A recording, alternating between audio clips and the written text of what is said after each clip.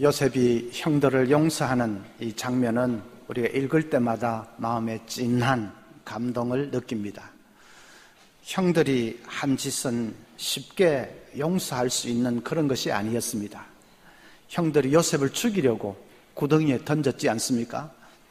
아무리 살려달라고 애원을 해도 형들은 콧방귀도 뀌지 않았습니다. 그리고는 아버지한테 가서는 요셉이 짐승들에게 찢겨서 죽었다고 능청스레 거짓말을 했습니다. 가슴을 치며 아버지가 통곡을 하는데도 형들은 눈도 끔찍하지 않았습니다. 그 형들 때문에 요셉은 긴 세월 동안을 남의 집에서 종살이도 해야 했고 억울하게 감옥살이도 했고 말할 수 없는 고초를 겪었습니다. 만약에 요셉이 신앙이 없었다면 아마 자살을 해도 몇 번은 했을 겁니다. 그 고통의 세월들을 생각을 해볼 때 어떻게 형들을 쉽게 용서할 수 있겠습니까? 그런데도 요셉이 하는 말을 보십시오. 5절에 당신들이 나를 이곳에 팔았다고 해서 근심하지 마소서, 한탄하지 마소서. 하나님이 생명을 구원하시려고 나를 당신들보다 먼저 보내셨나이다. 당신들이 나를 이곳에 판 것이 아니라 하나님이 보내신 것입니다. 그럽니다. 오늘날 이 혹독한 기근에서부터 우리 가족들을 살려내려고 하나님이 나를 여기 애굽에 먼저 보내신 것입니다. 그리고 나를 애굽의 총리로 세우신 것입니다. 그렇게 말을 합니다. 그러면서 형들을 용서합니다. 정말로 쉽지 않은 일입니다. 노벨 문학상을 탄 가브리엘 마르케즈의 소설 가운데 콜레라 시대의 사랑이라는 것이 있습니다. 어느 날 아내가 깜빡 잊고 세면대에 비누를 꺼내놓는 것을 잊어버렸습니다. 남편이 역정을 내니까 아내도 지지 않고 당신이 좀 챙기면 안 돼요? 하고 대어듭니다. 남편이 더 화가 나서 비누이 없는 게 한두 번이 아니야. 지금 비누 없이 샤워한 지가 일주일째야. 하고 화를 내니까 아내는 더 그냥 지지 않고 아니 그러니까 당신이 좀 챙기면 안 되냐고. 당신이 가정을 위해서 하는 일이 뭐가 있는데 더 대어듭니다. 기껏 비누 하나 때문에 시작된 싸움이 서로 언성을 높이고 옛날 일까지 다 끄집어내고 당신 집안이 어떻다고 하고 대판 싸움으로 번졌습니다. 그때부터 부부는 장장 7개월을 서로 말을 하지 않았습니다. 잠도 다른 방에서 자고 밥도 그냥 딸그락 하고 한마디도 하지 않고 먹고 그러면서 남남으로 삽니다. 그렇게 7개월을 지내면서 밤이면 밤마다 남편은 아내가 슬그머니 곁에 다가와서 누워주기를 바랍니다. 아내는 아내대로 남편이 문을 열고 여보 미안해 그 한마디 해주기를 바랍니다. 서로 기다리면서 잠을 이루지 못합니다. 어느 쪽이든 그 한마디만 하면 문제는 해결될 수도 있는 것이었습니다. 그런데도 어느 쪽도 먼저 그렇게 하려고 하지 않습니다. 그 부부의 모습은 오늘날 무너져 가고 있는 이 현대인들의 가정의 모습을 그대로 보여주고 있지 않습니까? 우리 주위에 그 비슷한 가정들이 얼마나 많겠습니까? 그래서 우리는 오늘 이 말씀을 진지하게 생각해 보아야 합니다. 오늘 말씀은 요셉처럼 우리도 용서할 수 있어야 된다고 말씀합니다. 우리가 하나님의 자녀라면 용서할 수 있어야 된다고 합니다. 우리도 하나님으로부터 값없이 용서를 받은 사람이기 때문에 그래서 구원받은 사람이기 때문에 그 하나님이 베풀어 주신 용서를 안다면 우리도 원수 같은 사람이라도 용서해 줄 수 있어야 된다고 말씀합니다. 오늘 설교 제목이 용서가 이긴다입니다. 용서가 이깁니다. 결국은 용서하는 사람이 이기는 사람입니다. 자, 어째서 우리가 용서를 해야 되느냐? 그리고 어째서 용서가 이긴다는 말이냐? 자, 오늘 그것을 생각을 해보려고 합니다. 첫째는 용서는 보복의 사슬을 끊어버릴 수 있기 때문입니다. 인간은 억울한 일을 당하면 보복하려는 본능이 있습니다. 등에 박힌 총알보다도 가슴 속에서 자라는 복수심이 더 끔찍하다, 그런 말이 있습니다. 그 끔찍한 복수심을 가지고서 늘 우리는 보복을 하려고 합니다.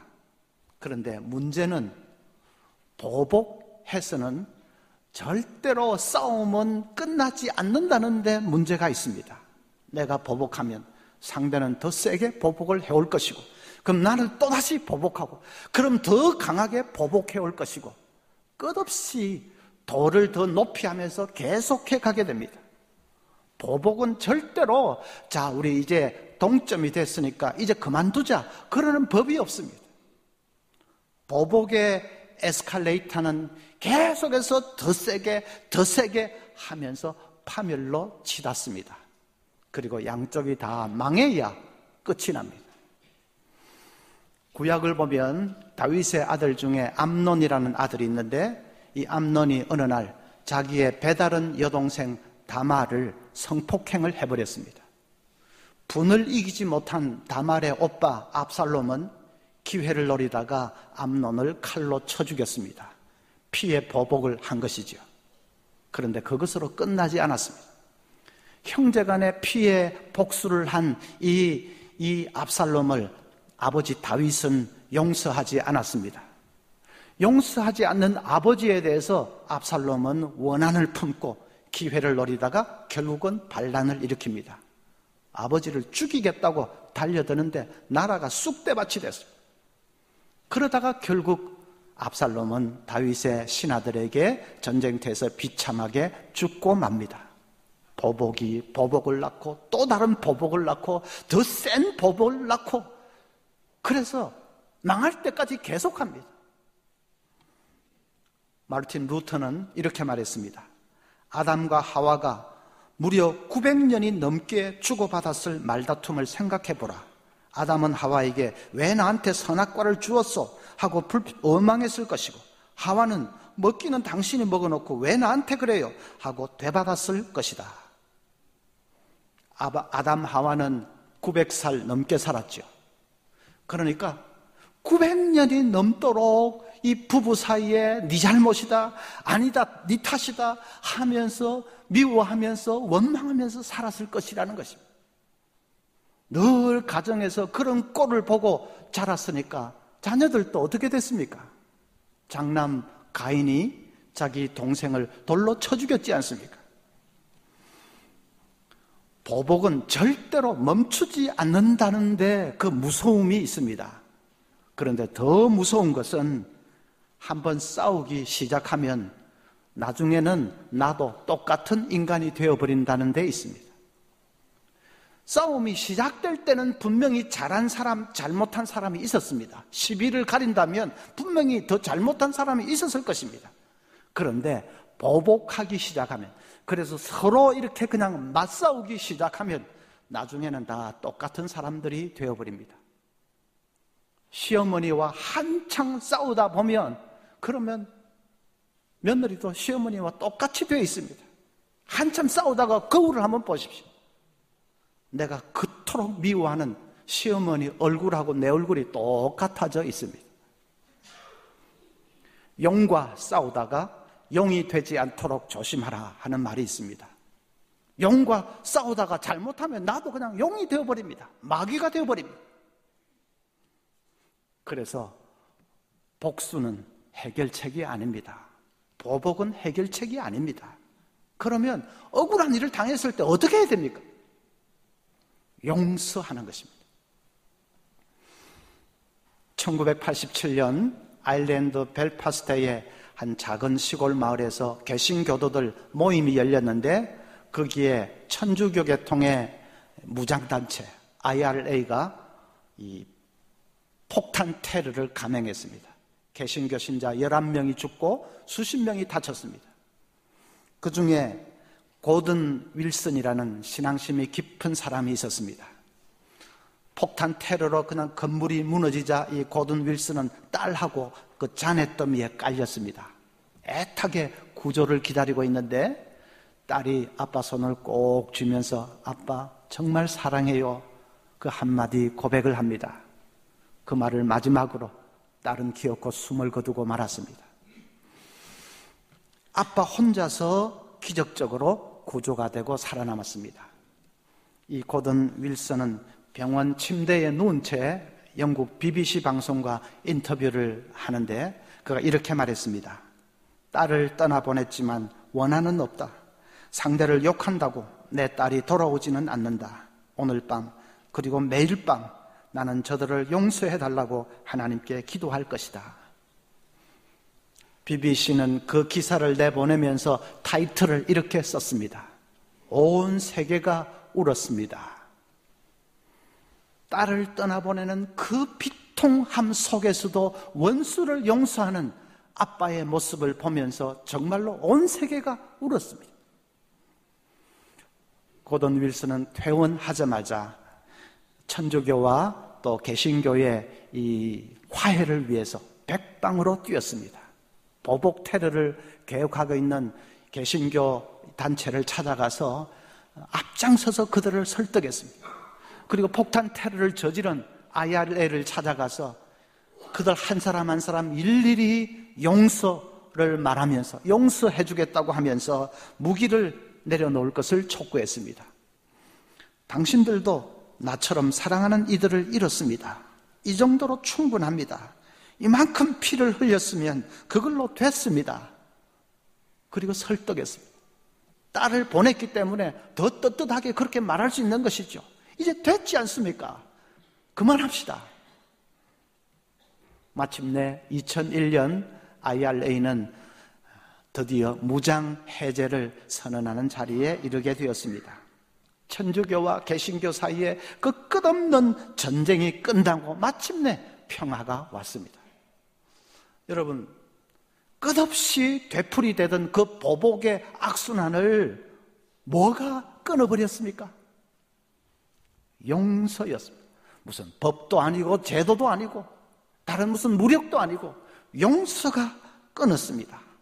보복하려는 본능이 아무리 강해도 용서는 그것보다 더 강했습니다. 혹시 억울한 일을 당해서 그냥 견딜 수가 없습니까? 꼭 나도 무슨 안갚음을 하고 싶습니까? 복수하기 시작하면 싸움은 절대로 한 번으로 끝나는 것이 아니라는 것을 기억하셔야 됩니다. 보복의 에스컬레이터는 절대로 멈추지 않고 더 세게 치닫기만 하고, 그래서 양쪽이 다 망해야 끝난다는 것을 기억하시기를 바랍니다. 같이 싸우기 시작하면 나도 똑같은 인간밖에 안 된다는 것을 잊지 마시기를 바랍니다. 용서하십시오. 용서가 이기는 것입니다. A.M. 헌터는 이렇게 말했습니다. 선을 악으로 갚는 것은 사탄의 방법이다. 선을 선으로 갚는 것은 사람의 방법이다.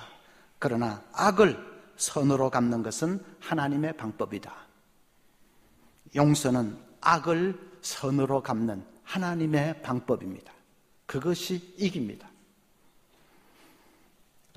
둘째로, 용서는 우리를 고통의 결박에서 해방시켜 줍니다. 여러분, 억울한 일을 당해서 원한에 사무쳐서 살아본 일이 있습니까? 얼마나 괴롭습니까? 나에게 말할 수 없이 상처를 준 사람, 원수 같은 사람, 그 사람 생각만 해도 그냥 잠이 오지 아니하고 밥맛도 없고, 그 사람 생각하면 살이 덜덜덜 떨리고, 자, 그렇게 계속 살면 자기 건강에 그건 치명적인 해악을 끼칩니다. 무슨 음주, 흡연, 비만, 그런 것이 사람들 조기 사망을 유발한다고 하지요. 그런데 의학자들 말 들어보면 그런 것보다도 훨씬 더 위험한 것이 만성적인 분노라고 합니다. 그냥 내 속에 오래오래 품고 있는 만성적인 분노, 그것은 그것을 품고 사는 사람은 그렇지 않은 사람보다도 사망률이 3배나 더 높아진다고 합니다. 자기 건강에 치명적인 해를 끼치게 됩니다. 나아가서 그렇게 원한에 사무쳐 살면 은혜의 생활을 할 수가 없습니다. 여러분, 누구를 미워하고 있을 때 설교 말씀 들으면 은혜가 되던가요? 마음속에 미움과 원한이 차 있으면 어떤 말씀을 들어도 은혜가 되지 않습니다. 기도도 나오지 않습니다. 마음의 평안을 잃어버립니다. 그러면 영혼은 한없이 메마르고 곤핍하게 됩니다. 욥기 18장 4절에 울분을 터뜨리며 자기 자신을 찢는 사람아. 원한을 품고 사는 사람은 정말 자기 자신을 갈갈이 찢는 사람입니다. 육체의 건강도 그렇고 영적으로 평안도 다 잃어버리고 자기 자신을 갈갈이 찢는 사람입니다. 여러분, 그것처럼 억울한 일이 어디 있습니까? 생각을 해보십시오. 나에게 상처 준 사람은 잘 살고 있습니다. 남에게 상처 준 것도 자기는 다 잊어버리고 엄한 데 돌아다니고 자기는 잘 살고 있습니다. 그런데 나는 그 사람 때문에 괴로워하고 잠도 잘 자지도 못하고 그냥 살이 들들들 떨리고 그렇게 고통스럽게 살고 있다면 그것처럼 억울한 일이 어디 있습니까? 잘못한 것은 그 사람인데 고통을 당하는 것은 나 자신이라면 그것처럼 억울한 일이 어디 있습니까? 그래서 넬슨 만델라는 이렇게 말했습니다. 원한은 스스로 독약을 마시고 적이 죽기를 바라는 것과 같다. 그렇습니다. 원한을 품고 사는 사람은 적이 죽기를 바라지요. 그런데 독약은 자기가 마시고 있습니다. 적이 죽기를 바라면 적이 독약을 마시게 해야지요. 그런데 원한을 품고 사는 사람은 적이 죽기를 바라면서 독약은 자기가 마시고 있는 것과 같습니다. 그것처럼 어리석은 바보 같은 짓이 어디 있습니까? 그러면 억울해 죽겠는데 해결책이 뭡니까? 해결책이 뭡니까? 용서하는 것입니다. 내 마음에서 미움과 원한을 다 떠나 보내버리십시오. 내 마음에서 그 사람을 떠나 보내버리십시오. 그가 용서를 구하든 용서를 구하지 않든 상관없습니다. 그냥 그 사람을 내 마음에서 떠나 보내버리십시오. 내가 살기 위해서라도 그렇게 해야 됩니다. 용서해버리면 나는 아픈 상처로부터 놓여날 수 있습니다. 고통에 포로된 자리에서 놓여날 수 있습니다. 그래서 용서라는 말의 그 원어의 뜻은 자신을 풀어주다, 자신을 자유하게 하다, 그런 뜻입니다. 용서로 인해서 고통의 결박에서 풀려나는 사람은 바로 자기 자신이라는 말입니다.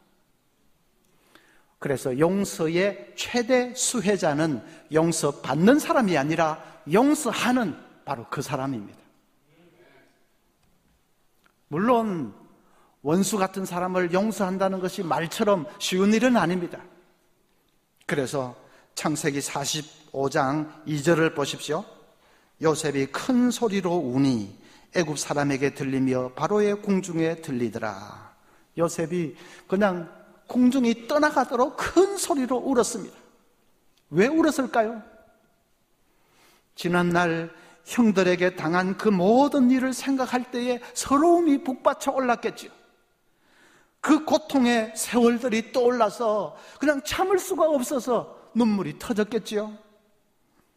그래도 용서해야 된다는 것을 알기 때문에, 내가 살기 위해서라도 용서해야 된다는 것을 알기 때문에, 그래서 통곡을 하면서 형들에 대한 미움과 원한을 다 떠나보내버리는 것입니다. 우리도 그렇게 할 수 있어야 합니다. 여러분, 감정이 북받쳐 오르면 우십시오. 울면서 그 울음과 함께 미움과 원망을 그냥 씻어 보내버리는 것입니다. 그 사람을 내 마음에서 떠나 보내버리는 것입니다. 만약에 그 사람이 자기 잘못을 뉘우치고 있다면, 그 사람도 죄책감에 시달리고 있다면, 그런 경우에는 찾아가서 내가 용서한다고 말해 주십시오. 서로 부둥켜 안고 용서하고 용서받고, 그래서 서로가 그 무거운 짐에서 해방될 수 있다면 그것처럼 좋은 것이 없습니다. 그런데 그런 것이 아니고 그 사람이 죄를 전혀 뉘우치지 않고 있다면, 아니 남에게 상처 준 사실조차 그냥 까마득하게 모르고 있다면, 그럴 때는 꼭 그 사람을 찾아가서 얘기를 할 필요는 없습니다. 엄마가 나에게 상처를 줬지만은, 그러나 엄마는 그 사실을 까마득히 모르고 있을 수 있습니다. 그런데 40년이 지난 지금에 와서야 엄마를 찾아가서 엄마가 어릴 때 나에게 이렇게 상처를 주었어요. 내가 지금 평생 그것을 잊지 못하고 살아왔어요. 그렇지만 이제 엄마를 용서하겠어요. 그러면 엄마는 어안이 벙벙, 이게 무슨 말인가, 어안이 벙벙해질 수 있을 것입니다. 그래서 그런 경우는 꼭 찾아가서 얘기할 필요가 없습니다. 또 나에게 상처를 준 남자가 이미 재혼을 해서 다른 사람에게 가버렸을 수도 있습니다. 아니면 멀리 미국에서 살고 있을 수도 있고, 아니면 이미 세상을 떠났을 수도 있습니다. 그럴 때는 물론 찾아가서 얘기할 수 없겠죠. 좋은 방법은 편지를 쓰는 것입니다. 그것은 그 사람에게 붙이기 위한 편지가 아닙니다. 그저 나 자신의 무거운 짐을 내려놓기 위한 편지입니다. 그 편지에 당신이 나에게 이런 상처를 주었습니다 하고 쓰십시오.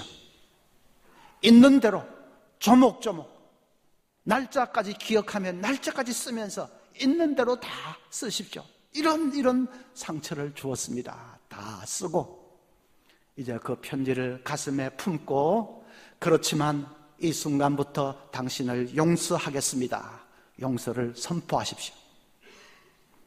나도 하나님께로부터 값없이 용서를 받았기 때문에 당신을 용서하겠습니다.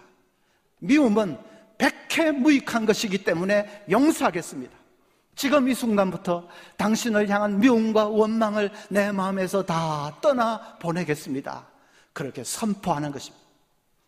그리고 그 편지를 가슴에 안고 성령께서 그 용서를 인쳐주시도록 간절히 기도하십시오. 그리고 나서 그걸 불태워버리면 됩니다. 어떤 가정은 남편이 다른 여자에게 빠져서 그래서 완전히 헷가닥했습니다. 자기 아내를 향해서 날마다 그냥 폭언을 퍼붓고 주먹을 휘두릅니다. 다음에 이혼할 때 무슨 양육비 이런 거 안 주려고 온갖 술수를 다 부립니다. 그럴 때는 어떻게 해야 됩니까? 원수를 용서하라고 했으니까 앉아서 꼼짝없이 다 당해야 합니까? 그건 아닙니다. 가정을 지켜야지요. 자식들을 지켜야지요. 그래서 가정을 지키기 위해서 필요한 법적인 조치가 있으면 해야 합니다. 소송이 필요하면 당연히 소송을 해야 합니다. 그러나 소송을 하면서도 미움과 원한에 가득 차서 그렇게 하지는 마십시오. 미움과 원한에 가득 차서 그렇게 하면 소송 끝나기 전에 당신이 먼저 쓰러질지 모릅니다. 미움과 원한은 다 떠나보내버리십시오. 내가 살기 위해서라도 그렇게 해야 됩니다. 미움과 원한을 다 떠나보냈다는 것을 어떻게 알 수 있습니까? 그 사람을 생각해도 더 이상 아프지 않으면 떠나보낸 것입니다. 그 사람을 생각해도 더 이상 잠을 설치지 않을 수 있으면 그러면 떠나보낸 것입니다. 그 사람이 불쌍하게 여기지기 시작하면 떠나보낸 것입니다. 하나님, 그 인간 불쌍히 여겨주세요. 용서해 주세요. 그렇게 그 사람을 위해서 기도가 나오기 시작하면 이제 완전히 떠나보낸 것입니다. 당신이 이긴 것입니다. 세 번째로는 용서의 은혜를 널리 흘려보내야 합니다. 1987년 11월 26일 뉴욕 출장 중이던 이대봉 회장은 하늘이 무너지는 듯한 소식을 들었습니다. 아들 대웅이의 사망 소식이었습니다. 도저히 믿을 수가 없었습니다. 급하게 전화를 걸어서 담당 의사에게 전화를 해서 돈은 얼마든지 줄 테니까 아들 생명만은 좀 살려보라고 했습니다. 그러나 한 번 떠나간 아들은 돌아오지 않았습니다. 아들은 예술고등학교 2학년에 재학 중이었는데 성악 전공인데 그때부터 벌써 연주회의 독창자로 설 만큼 실력도 뛰어났습니다. 무엇보다 착하고 예의 바른 아들이었습니다. 그런데 선배 두 사람에게 학교 뒷산으로 끌려가서 맞아 죽은 것입니다. 처음에는 도대체 학교가 학생들 어떻게 지도하는지 너무 분해서 그냥 분풀이도 하고 책임도 묻고 싶었습니다. 그런데 이 회장은 신실한 믿음의 사람이었습니다. 그 고통의 와중에서도 원수를 사랑하라, 원수를 사랑하라 하는 말씀이 뇌리를 떠나지를 않습니다. 며칠 후에 학교에서 추모식이 열렸는데 학생들이 전부 떠나간 친구를 생각하면서 눈물을 흘립니다. 그것을 보면서 아들의 죽음을 헛되이 해서는 안 되겠구나 하는 생각이 들기 시작합니다. 사랑하는 아들아, 너의 죽음은 거룩하구나. 너의 죽음으로 인해서 이제 이 학교에서 폭력은 없어질 것이다. 그 생각이 들기 시작합니다. 그 첫걸음이 용서라는 것을 깨달았습니다. 그래서 가해자의 부모들을 용서했습니다. 담당 검사에게 가해 학생들을 석방해 달라고 간청을 했습니다. 법원에 탄원서도 보냈습니다. 검사가 검사 생활 25년에 이런 처음이라고 했습니다. 혹시 석방해주면 자기가 직접 복수하려고 저러는 것은 아닐까 의심하기까지 했습니다. 결국은 가해 학생들이 석방이 됐습니다. 이대봉 회장은 그것으로 멈추지 않았습니다. 이듬해에 아들의 이름으로 장학회를 만들어서 그래서 어려운 학생들을 돕기 시작합니다. 이대웅 음악 장학회는 지금까지도 이 회장이 사업을 경영하고 있는 연변과 베트남의 학생들 수백 명에게 장학금을 지급하고 있습니다. 그분이 어느 자리에서 간증을 하면서 이렇게 말했습니다. 사업으로 이윤이 나면 제 것이라고 생각하지 않고 한 푼이라도 아껴서 사회에 뜻깊게 쓰고 싶습니다. 한 번은 장학금을 받은 베트남 학생이 눈이 보이지 않는 어머니를 돌보느라 공부를 못했는데 이제 공부를 할 수 있게 되어 감사합니다 라고 말해서 그 자리에 있던 사람들이 모두 눈물을 흘린 적이 있습니다. 베트남에 한국 군인이 와서 많은 베트남 사람들이 이유도 없이 희생당하지 않았습니까? 이제 그런 악순환을 끊어야 합니다. 폭력 없는 세상을 만들기 위해 있는 힘을 다할 겁니다. 생각해보면 정말 기적입니다. 여러분, 수시로 그냥 꿈에 아들이 뒷산에 끌려가서 맞아 죽는 장면이 떠오르지 않겠습니까? 부모라면 그냥 치를 떨어야 하는 것이 정상이지 않겠습니까? 그런데 그 원수들을 얼싸안고 용서해버릴 수 있는 그것은 정말로 복음의 능력이 아니면 할 수 없는 정말 기적 중에서 기적입니다. 저는 베트남 하노이에 갈 때마다 이대봉 회장이 경영하고 있는 참빛 플라자 호텔에서 묵습니다. 내일 이제 하노이 가면 내일도 아마 그 호텔에서 묵게 될 것입니다. 그냥 자리에 누워서도 그 장면을 생각을 해보면 얼마나 은혜가 되는지 모릅니다. 작년엔 먼 발치에서 그 회장 되시는 분을 이렇게 보기도 했습니다. 정말 위대한 신앙이라는 생각을 하게 되었습니다. 얼마나 많은 사람들이 그를 통해서 복음의 능력을 경험하고 있는지 모릅니다. 성도 여러분, 우리도 이 각박한 세상에 용서의 은혜를 흘려보낼 수 있기를 바랍니다. 사랑, 말만 사랑이 아니라 용서를 통해서 사랑을 실천할 수 있기를 바랍니다. 미움과 원한은 떠나보내십시오. 그거 안고 있으면 망가지는 것은 나 자신입니다. 또 한 번으로 절대로 끝나지 않습니다. 용서가 이기는 것입니다. 선으로 악을 이기는 진정한 예수 제자들 다 될 수 있기를 간절히 소원합니다.